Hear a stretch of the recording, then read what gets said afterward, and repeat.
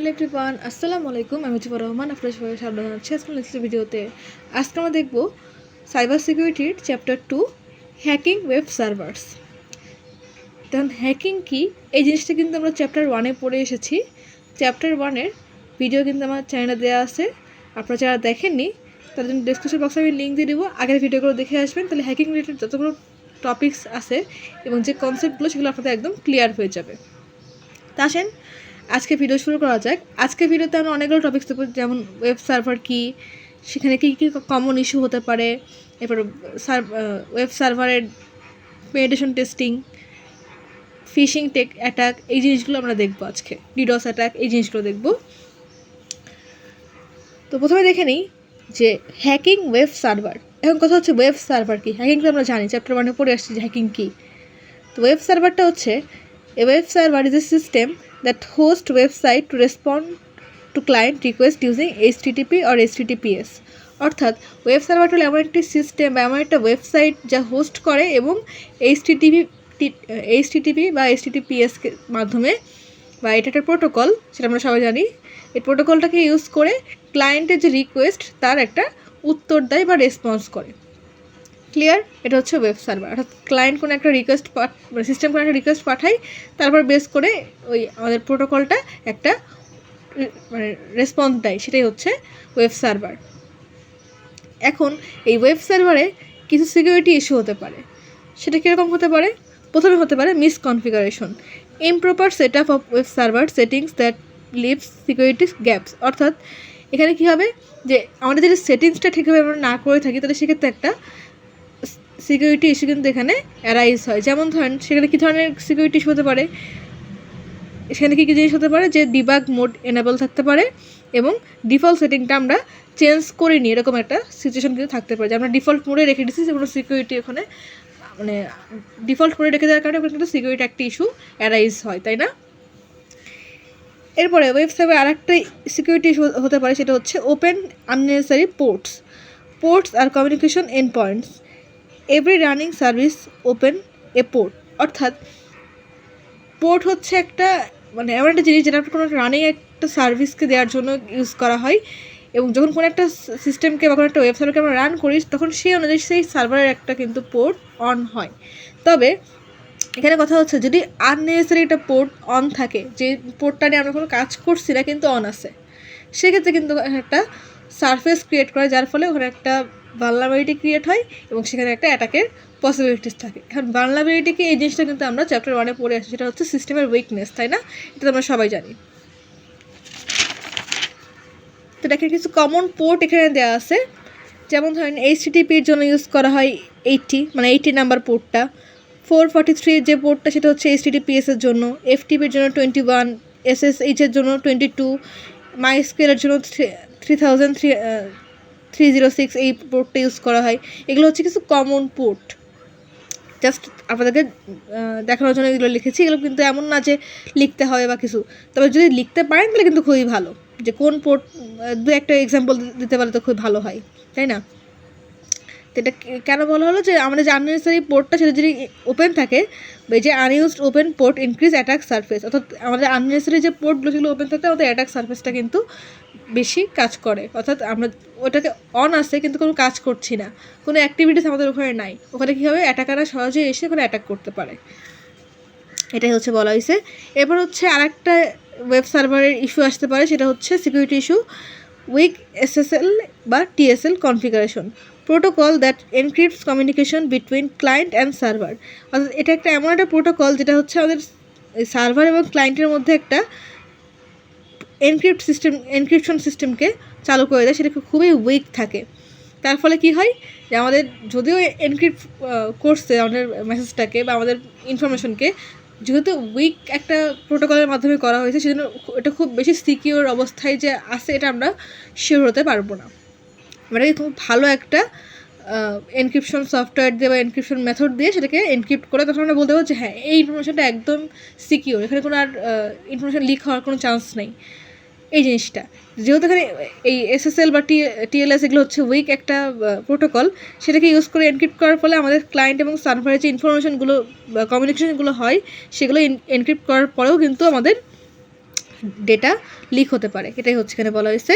আর একটা কী হতে পারে, যেটা হচ্ছে unpatch software, server software not updated with latest security patch. অর্থাৎ সার্ভারের যে সফটওয়্যারগুলো সেগুলো যদি আমরা আপডেট না করি, মানে আপ টু ডেট না থাকি, সেক্ষেত্রে কী হয়, সেখানে মানে আমাদের কী হয়, আউটডেটেড সফটওয়্যার হয়ে যায় সেটা। এবং সেখানে কী হয়, যেটা সফটওয়্যারটা আপডেট না, সেখানে কিন্তু ওই যে আমাদের মূল জায়গা থেকে যে একটা সিকিউরিটি আমাদেরকে দিয়ে থাকে, সিকিউরিটি গাইডলাইন বা সিকিউরিটি পারপাস দিয়ে থাকে, সেগুলো কিন্তু তখন আর তারা দিতে পারে না। তার ফলে কী হয় যে আমাদের সিস্টেমটা তখন সিকিউর আর থাকে না। আমরা যদি রেগুলার আপডেট করি অর্থাৎ সিস্টেমটাকে আপ টু ডেট রাখি, তাহলে সেক্ষেত্রে আমাদের সিস্টেমটা কিন্তু সিকিউর থাকবে। আমাদেরকে এটা অবশ্যই মেকশিওর করতে হবে যে আমাদের সিস্টেমটা যাতে আপডেটেড থাকে, তার ফলে সিকিউরিটি যে প্যাচগুলো সেগুলো যাতে ভালো থাকে এবং কোনো সমস্যা না হয়। এরপর হতে পারে আর একটা ইস্যু আমাদের ওয়েব সার্ভারের ক্ষেত্রে, সেটা হচ্ছে ডিফল্ট ক্রিডেনশিয়ালস। কারণ ডিফল্ট ক্রিডেনশিয়ালে কী করা হয়, preset user name and password provide by software vendors. অর্থাৎ আমরা যখন কোনো একটা সফটওয়্যার ইনস্টল করি তখন কী হয়, একটা ডিফল্ট পাসওয়ার্ড বা ইউজার নেম থাকে, তাই না? এই জিনিসটা যদি আমরা চেঞ্জ না করি বা আমাদের ঠিক করে না নিই, সেক্ষেত্রে কী হবে, যে ওই যে সফটওয়্যারের যে ভেন্ডররা, তারা হতে পারে এক একজন মানুষ এক এক রকম, কে ভালো কে খারাপ আপনি কীভাবে বুঝবেন? যদি কোনো কারণে সেই সফটওয়্যারের ভেন্ডর সেই সফটওয়্যারে অ্যাটাক করতে চায়, তাহলে কিন্তু আপনার সফটওয়্যারটা আপনার পিসিতে সেই সফটওয়্যারটা সে অ্যাটাক করতে পারবে, কারণ সেই ইউজার নেম পাসওয়ার্ড কিন্তু তার দেওয়া ছিল, আপনি কিন্তু সেই ইউজার নেম পাসওয়ার্ড চেঞ্জ করেননি, এটা আপনার ফল্ট। এটাই হচ্ছে ডিফল্ট ক্রিডেনশিয়ালস। এরপরে আরেকটা আছে কি, directory listing enable. Server shows list of the file when no index page exist. অর্থাৎ কোনো ইন্ডেক্স পেজ যদি এক্সিস্ট না করে, সেই ক্ষেত্রে আমাদের সার্ভার যতগুলো ফাইল আছে তার সবগুলো লিস্ট কিন্তু সার্ভারে শো করে। অর্থাৎ আমাদের অবশ্যই একটা ইন্ডেক্স পেজ থাকতে হবে। ইন্ডেক্স পেজ না থাকলে কিন্তু আমাদের সার্ভারের মধ্যে আমাদের যতগুলো ফাইল আছে সেগুলো লিস্ট আকারে শো হবে। তার ফলে কী হবে, আমাদের ডেটাগুলো বা ইনফরমেশনগুলো কিন্তু বাইরে চলে যাওয়ার একটা পসিবিলিটিস থাকে। এটা একটা সিকিউরিটি ইস্যু, তাই না? এরপরে কি, improper error handling. Server displays detail technical error to user. Server বিভিন্ন ধরনের টেকনিক্যাল ইররের মধ্যে পড়ে অনেক সময়, সেগুলো কিন্তু আমাদের ইউজারের সামনে ডিসপ্লেতে শো করতে পারে, যে আপনার সার্ভারে এই জটিলতার কারণে রান হচ্ছে না, বা এমন একটা ইরর দেখালো যেটা ইউজার বুঝতেই পারলো না কী ইরর আসছে। অ্যাকচুয়াল যেই প্রবলেমটা হতে পারে কোনো একটা কারণে সার্ভার ডাউন, এই জিনিসটা যদি আমাদের ইউজারের সামনে উপস্থাপন করতে না পারি ডিসপ্লেতে অর্থাৎ মনিটরে, সেক্ষেত্রে ইউজার কিন্তু বুঝতে পারবে না যে এখানে সার্ভারটায় কী প্রবলেম হচ্ছে। এই যে ইমপ্রপার ইরর হ্যান্ডলিং, যে ইররটা হয়েছে ডিরেক্টলি ইউজারের সামনে যদি উপস্থাপন করে, তাহলে ইউজার নর্মাল ইউজার যে সে বুঝতে নাও পারে, ওই জন্য তাকে স্পেসিফিকভাবে বলতে হবে যে এই সার্ভারের এই জায়গাটাতে প্রবলেম হচ্ছে, এই কারণে সার্ভারটা কিছুক্ষণের জন্য সাময়িকভাবে বন্ধ থাকবে, এরকম টাইপের একটা মেসেজ কিন্তু শো করতে হবে। আদারওয়াইজ কিন্তু আমাদের এখানে ইররকে হ্যান্ডেলিং করা পসিবল হবে না বা একটু ঝামেলা হবে।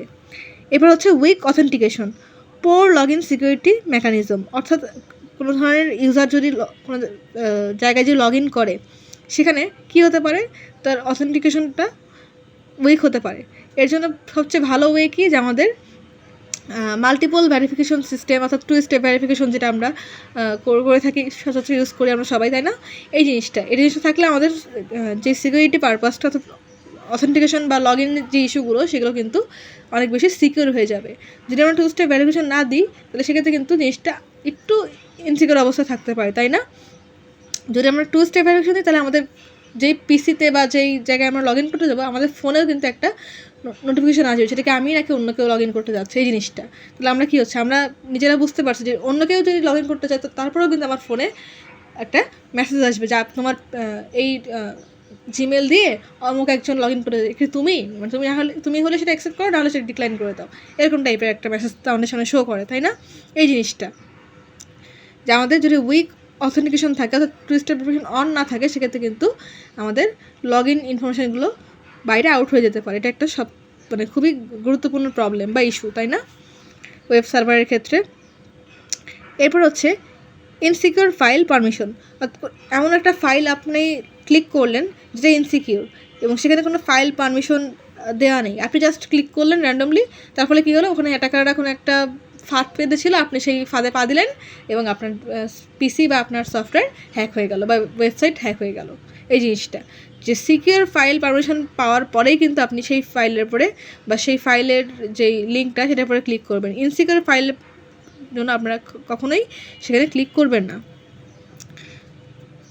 Vulnerable server side script backend code that process request, অর্থাৎ এখানে এমন একটা সাইট যেটা হচ্ছে ব্যাকএন্ডে যে কোডগুলো সেগুলো প্রসেস করে এবং তার উপরে সে একটা রিকোয়েস্ট করে, অর্থাৎ আপনি যে একটা জিনিসের উপরে ক্লিক করলেন সেখানে ঢুকবে, সেখানে ব্যাকএন্ডের কোডগুলো তারা কী হবে চেক করবে যে আপনি অথেন্টিক ইউজার কিনা, আপনার ইউজার নেম পাসওয়ার্ড সব ঠিক আছে কিনা, এই জিনিসগুলো চেক করবে এবং তারপর আপনাকে একটা রিকোয়েস্ট দিবে, অর্থাৎ ওই যে 2 স্টেপ ভ্যারিফিকেশন যেটা সেইটা আর কি, এই জিনিসটা হচ্ছে এখানে বলা হয়েছে।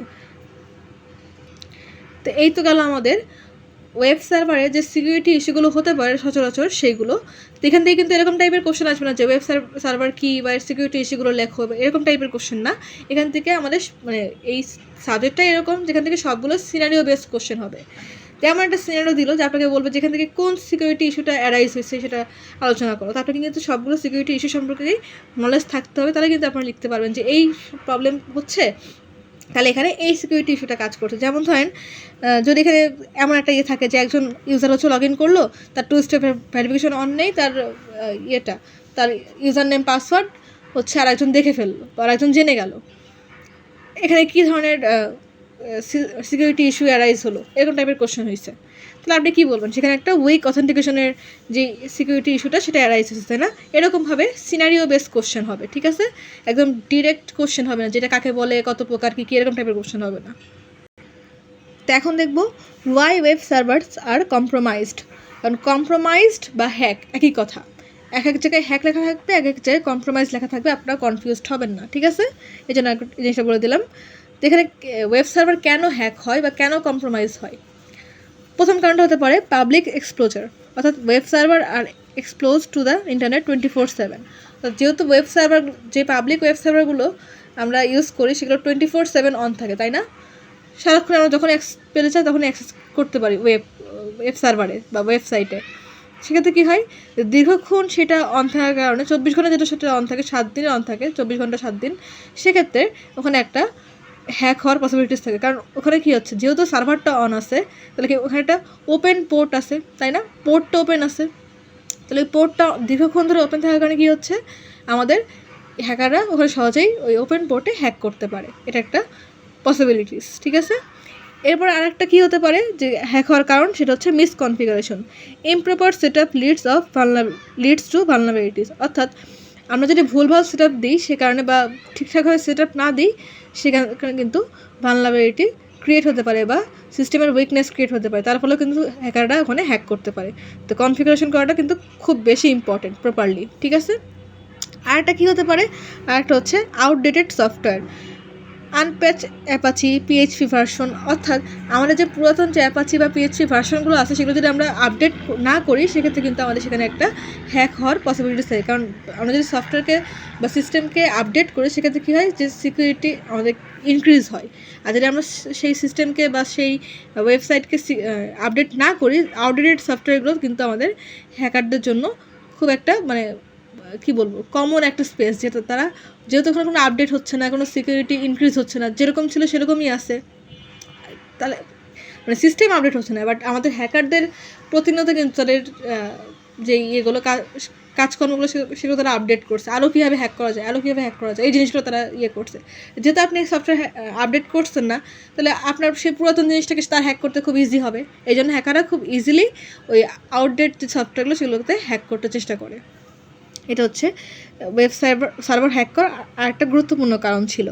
এরপর আরেকটা কী কারণে হ্যাক হতে পারে ওয়েব সার্ভার, সেটা হচ্ছে উইক অথেন্টিকেশন, উইক পাসওয়ার্ড বা নো এমএফএ, অর্থাৎ আমাদের যদি পাসওয়ার্ডগুলো খুবই উইক থাকে বা এমএফএ মাল্টি ফ্যাক্টর অথেন্টিকেশন না থাকে সেক্ষেত্রে কিন্তু আমাদের অথেন্টিকেশনটা উইক থাকে, তার ফলে কী হয়, ওয়েব সার্ভারে আমরা যখন লগ ইন করি তখন আমাদের আমাদের যে ইয়েটা জিমেলটা বা যেই জিনিসটাতে আমরা লগ ইন করতে চাই সেটা হচ্ছে হ্যাক হয়ে যাওয়ার একটা পসিবিলিটিস থাকে।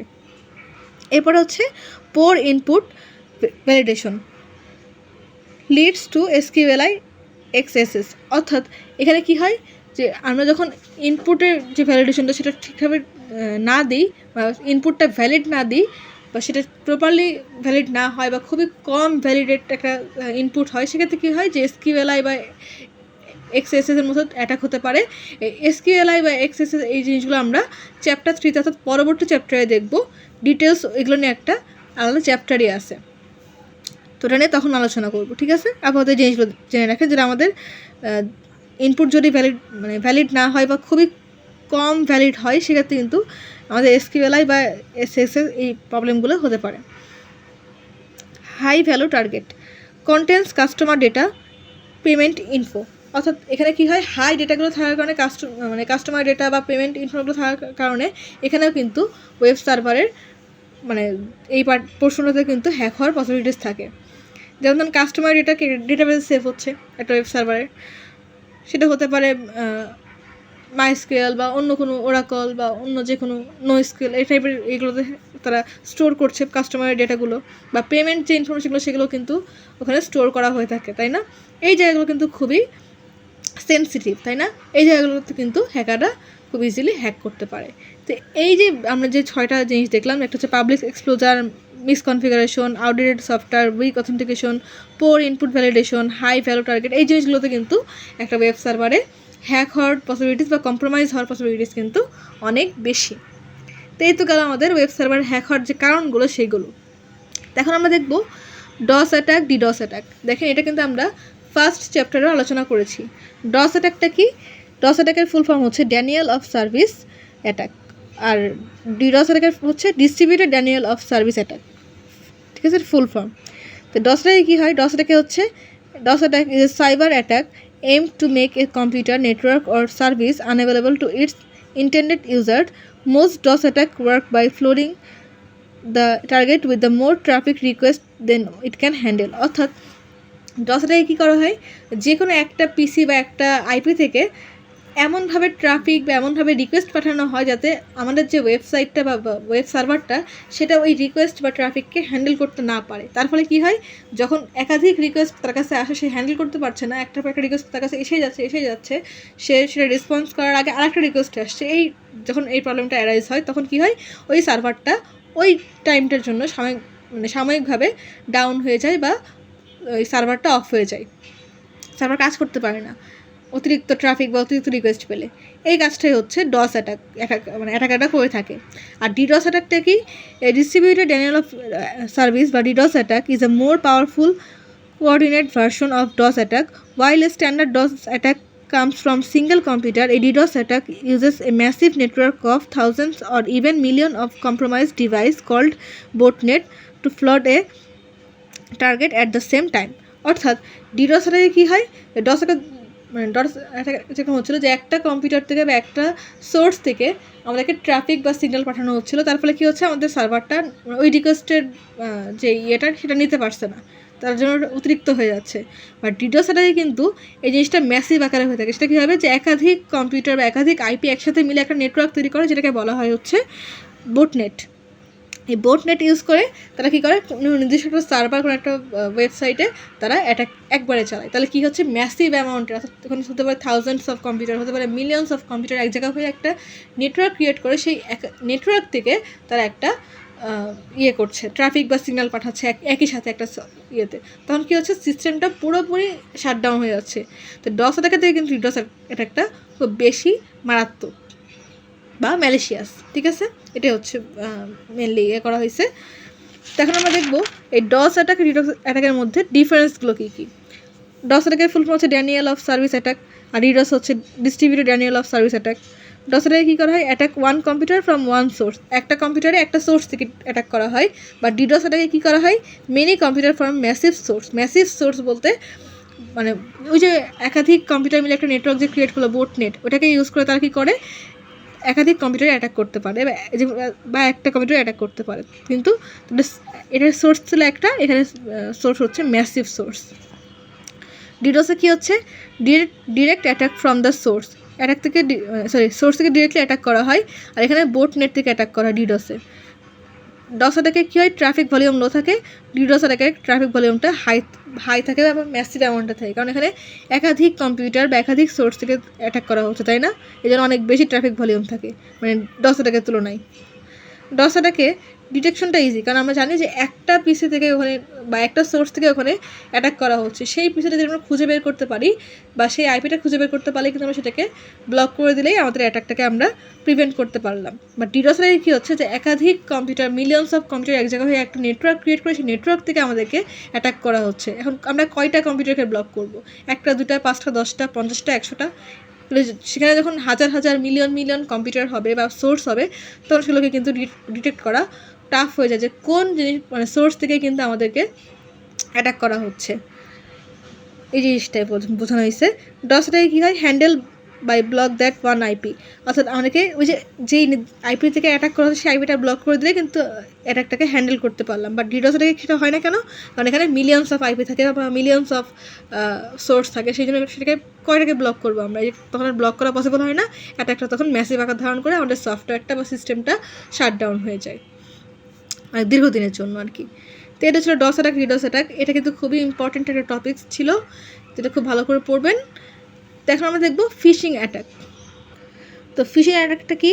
এ social engineering attack where attackers trick user to revealing password, credit card number, OTP codes. অর্থাৎ এখানে কী করা হয় যে এটা একটা এমন একটা সোশ্যাল ইঞ্জিনিয়ারিং যার ফলে যে অ্যাটাকাররা তারা বিভিন্ন ইউজারদেরকে তারা কী করে, বিভিন্ন ধরনের প্রতারণা করে বা লোভ দেখিয়ে তাদের থেকে তাদের যে গোপন তথ্যগুলো সেগুলোকে মানে চুরি করে নেয় বা হাতিয়ে নেয়। সেটা কীরকম হতে পারে? সে গোপন তথ্য হতে পারে, পাসওয়ার্ড হতে পারে, ক্রেডিট কার্ড নাম্বার হতে পারে, ওটিপি কোড হতে পারে। এই জিনিসগুলো কিন্তু একজন ইউজারের কাছ থেকে অ্যাটাকাররা যদি ছিনিয়ে নেয়, সেটাই হচ্ছে সোশ্যাল ইঞ্জিনিয়ারিংয়ের ফিশিং অ্যাটাক।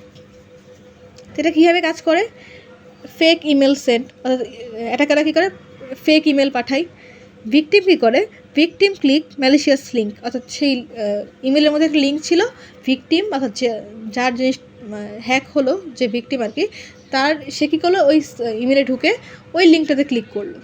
তার ফলে কী হলো, ওই লিঙ্কে ক্লিক করার পর তার সামনে একটা নতুন লগ ইন ফেস আসবে, সেটা হচ্ছে ফেক লগ ইন ফেস, সে মানে পেজ, সেটা বুঝবে না।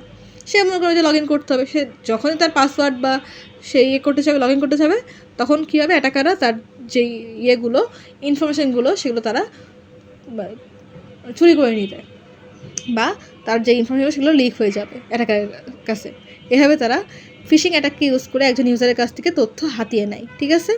তো এটা কীভাবে প্রিভেন্ট করা যায়? প্রিভেনশন টেকনিকগুলো হচ্ছে ইমেল ফিল্টারিং, অর্থাৎ ইমেলকে আমরা ফিল্টার করার মাধ্যমে কিন্তু কোনটা স্প্যাম ইমেল, কোনটা হচ্ছে ভালো মানে কারেক্ট ইমেল, সেটা আমরা ডিটেক্ট করতে পারি। ইউজার অ্যাওয়ারনেস ট্রেনিং, ইউজারকে ট্রেনিং দিতে হবে যে আপনারা এই লিঙ্কে মানে অযথা কোনো লিঙ্ক ক্লিক করবেন না, কোনো বিশ্বস্ত সোর্স থেকে কোনো লিঙ্ক পেলে তখন ক্লিক করবেন, আদারওয়াইজ যে কোনো লিঙ্কে আপনারা ক্লিক করবেন, তাহলে কিন্তু আপনাদের পাসওয়ার্ড বা ওটিপি এগুলো হচ্ছে হ্যাক হয়ে যেতে পারে। এই সম্পর্কে ইউজারদেরকে ট্রেনিং দিতে হবে। মাল্টি ফ্যাক্টর অথেন্টিকেশন বা MFA অন রাখতে হবে, যাতে ইউজারের কাছে মাল্টিপল অথেন্টিকেশন চাই, যদিও সে পাসওয়ার্ড জেনে গেল, যখন এই অ্যাটাকার আবার লগ ইন করতে চাবে তার পাসওয়ার্ড দিয়ে, তখন কী হবে, ইউজারের ফোনে একটা নোটিফিকেশন আসবে যে আপনার এই পাসওয়ার্ড দিয়ে আর একজন লগ ইন করতে যাচ্ছে, এটাকে আপনি নাকি অন্য কেউ। তো আপনি তো জানছেন যে আপনি লগ ইন করছেন না, তাহলে আপনি শিওর যে ওটা অন্য কেউ লগ ইন করতে যাচ্ছে, তখন আপনি সেটাকে কী করবেন, ডিক্লাইন করে দেবেন, তাই না? এই জিনিসটা হচ্ছে বলা হয়েছে যে মাল্টি ফ্যাক্টর অথেন্টিকেশন অন রাখতে হবে। আর অ্যান্টি ফিশিং টুলস ইউজ করতে হবে, যাতে করে কোনো ধরনের মানে অ্যাটাকাররা আসলে যাতে ওই অ্যান্টি ফিশিং টুলস দিয়ে তাদেরকে ডিটেক্ট করা যায় বা তাদেরকে ধরা যায়, যেখানে সে অ্যাটাকার কিন্তু এখানে স্প্যাম বা ফেক ইমেল পাঠাচ্ছে, সে একটা লগ ইন পাঠাচ্ছে, লিঙ্ক পাঠাচ্ছে, এই জিনিসগুলো যাতে ডিটেক্ট করা যায় সেই কারণে। তো আজকের ভিডিওটা অলরেডি একটু বড় হয়ে গেছে, তো আজকের ভিডিওটা এখানে শেষ করে এটা হচ্ছে পার্ট 1 করে দেবো, এবং পার্ট 2তে আমরা দেখব আমাদের যেই HTTP রেসপন্সগুলোর জন্য যেখানে অ্যাটাক হয় সেটা হচ্ছে স্প্লিটিং অ্যাটাক। এরপরে আমরা দেখব যে সার্ভার কীভাবে সেই মানে ওয়েব সার্ভারগুলো অ্যাটাককে কীভাবে সেই এগেনস্টে কাজ করে, এই জিনিসগুলো দেখব। পেনিট্রেশন টেস্টিং দেখব। তো পরবর্তী ভিডিও দেখার আমন্ত্রণ রইল। চ্যানেলটা এখন সাবস্ক্রাইব করেন, চ্যানেলকে প্লিজ সাবস্ক্রাইব করবেন, ভিডিওতে লাইক করবেন, কমেন্ট করবেন, শেয়ার করবেন। আজকের মতন এই পর্যন্তই। আল্লাহ হাফেজ।